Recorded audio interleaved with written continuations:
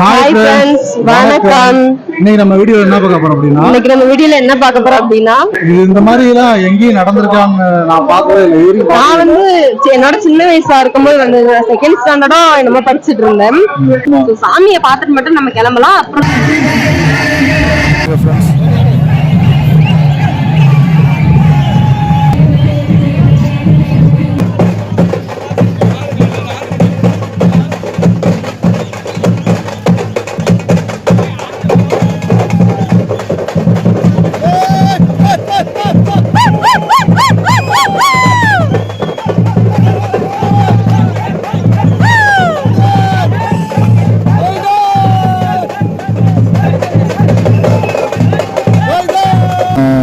அப்புறம் பார்த்துட்டு அந்த குதிரைக்கு பக்கத்தில் அந்த ஒரு ஐயர் இருக்கார்.